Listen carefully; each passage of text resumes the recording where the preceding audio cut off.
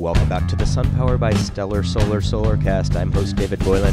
Today I'm back with Michael Powers. He's the SunPower by Stellar Solar co-founder, and today we're discussing commercial solar. Welcome back, Michael. You bet. Stellar Solar, SunPower by Stellar Solar has been around since 1998, right? Residential, commercial, and you've had a real substantial list of commercial projects over the years that you've designed and installed. What are some of the bigger names on your resume? Well, we've been really lucky to get a pretty nice portfolio, and I think a lot of that has been word of mouth. We became known as people that do what we say we're going to do, and so we've had some clients like the Salk Institute, Cedars-Sinai Medical Center up in LA. We've done Vandenberg Air Force Base, the Navy SEAL Base, Cardiac Center here in San Diego. So recognizable names, right? And pretty good sized systems too in every case. And then you've done, systems within communities in San Diego as well, like Encinitas Foreign and Domestic was one, Seaside Market, places like that, churches. A lot of smaller businesses and a lot of churches, Right. several Catholic churches, other houses of worship, carports, as well as rooftop centers. There's been a lot of different kinds of systems. Right. So for people that don't know, there's different types of commercial customers out there. Can you kind of fill us in on what those customers are and what they look like? I think we're getting a lot of inquiries these days from people who have put residential on their residential solar on their houses, and they know they've saved a lot of money, and so now they want to know if they can save money on their businesses as well. And so we've gotten a lot more inquiries from smaller businesses, as long as medium-sized people understand that solar saves a lot of money. And so it's a question of seeing if the numbers would work for a bigger system. So there's different sectors of the commercial thing, though. There's like nonprofits are involved in this as well, schools, faith-based. Can you kind of explain that? Well, the big difference, I think, David, is residential and commercial are very similar in one respect, Right. is that the more power you use, the more panels it takes to offset that. And so bigger buildings need more solar panels. But there's a lot of different commercial rates that SDG&E uses for different sized businesses, and that's something we can analyze for folks and help make it simpler. The other side of it is the financing side of it, is financing a solar project. It's different from a nonprofit than it would be for a commercial business, and there's a whole variety of financing options out there for smaller businesses. So it kind of depends on the size of the business and what they want their balance sheet to look like and whether they can take the tax credit, and those are things we can help them do.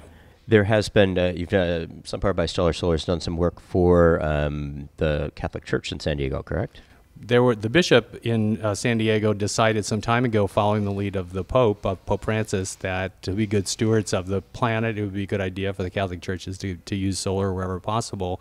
And so over the last 2 years, really all the Catholic churches in San Diego have taken a good hard look at solar to see if that's something that would fit in with their building. And their electricity needs, and so we've actually done quite a few of those as well. And because it's kind of a longer process, we're still seeing really that happening probably for the next year or two. I think a lot of the churches are going to come to that decision. And some, not just Catholic, there's some non-denominational ones doing it as well that we've installed already, right? Oh, right. Yeah. Grace Lutheran Church. We did the couple of the churches over in Poway. And sure, every facility that has a big electrical bill can save a lot of money. And the thing that's important about some of these, with the more money they can save on their power bill, if you're a church or somebody providing a charitable service, the more students you can have in your school, the more of your members you can actually help. As the power bills have gone up, I've had people who are running schools tell me that they've actually had to exclude students because they can't afford to serve as many. And so this really translates to their bottom line immediately when they're doing good for the community, and they can afford to serve more people this way. So I know financing can be kind of a complex issue, but is for an organization, business, nonprofit, whatever, what would you suggest? Contact us and we kind of lay out the options. What is available as far as organizations raising money for this?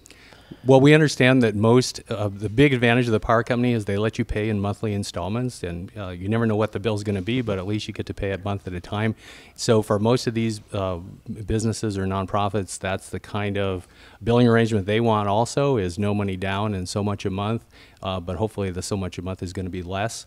And so depending on what their needs are and what they can bring to the table, there's a whole lot of different ways to pay for those things today that didn't exist even 5 years ago. There's a lot more creative financing.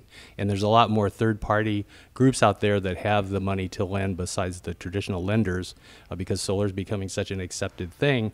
They know that even if it's a 15 or a 20-year contract, that the solar is going to keep working that long and it's going to keep providing electricity. And so the lenders are willing to extend those kinds of terms so that you don't have to come out of pocket with a bunch of money, and you can still save 15, 20, 30% on your electric bill just by going solar.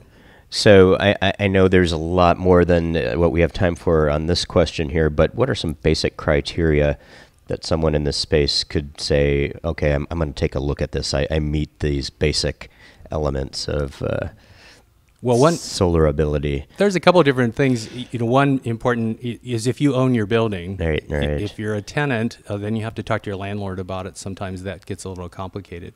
In general, 1- and 2-story buildings work well. As the buildings get higher and the roof space is the same, it becomes harder to find enough space to power that kind of a building. We wish we could help restaurants and convenience stores more because there's so many of those, but in general, restaurants use a lot more power per square foot because of the walk-in coolers and things like that. And so whenever that energy density is that high, it becomes a little more challenging unless you have a big parking lot and you could use carport solar and that kind of stuff. For a taller building, if they've got a big parking lot, is carports, are they an option? Carport is definitely an option. Yeah. We did the federal courthouse downtown that way. The bankruptcy courthouse has a large parking facility, and we did a large carport there. And sometimes if that space is available, that works out very well. In fact, downtown, I was surprised that there was that much parking space available downtown. Usually the density makes it a little harder to do that. And if it's a rural business, they may have a piece of land next to them they can throw a ground mount on. Very commonly, that's true. One of the largest systems we did was this Warmerdam food packing up in the Central Valley, and that was over a megawatt. Which is 1 million watts of solar, and that literally you can see that building from space. It's so large, but it was that big of a facility. U.S. Foods was the same way. It provides all of the supplies all the restaurants in Los Angeles, and those buildings are just phenomenally large, and they have enough room on their roof to handle that kind of load. Those were early jobs too, right? Those were early jobs, and even then, they're so whereas. We didn't really talk about this, but in residential, 30% of the cost of solar is a federal tax credit. Businesses get a federal tax credit as well, but because business expenses, they can depreciate those capital investments. So for a business, they really can save another 30% off the cost of the solar through depreciation and tax savings. And that's something residential homeowners can't do that. So it's even better savings. You could literally buy the solar for 40 cents on the dollar that way. Nice. And as far as panels for commercial jobs, do you kind of match them to the job? How does that work? Well, in general, you can get a little bit better deal because you don't have to normally have the most efficient panels up there. Normally, in commercial settings, use silver frames instead of black frames, and there's a lot more of that inventory available. Right. And they don't have to be the latest, greatest, most efficient because there's a little more room usually on the roof to spread out the installation. And so we can get a slightly better deal on the solar if it's let's say a 280 watt panel versus a 300 something watt panel. And so it's not quite as pricey. Nice. So if people are interested, if that piques any interest out there, they can contact you directly? Yeah, absolutely. And just be ready to get your SDG&E in or your utility information because that's the starting point. There's something called green button information that people can get online from their SDG&E account.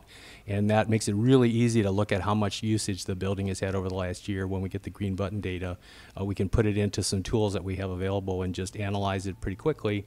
And we can look at, of course, the building online and see the aerial footage and know how much space there is. So a lot of the work we can do as long as we know they're interested and they have their energy information available. Nice. Well, as always, thank you for your industry knowledge. It is appreciated. I have another edition of SunPower by Stellar Solar, Solarcast with founding partner and solar industry expert Michael Powers. Thanks, David.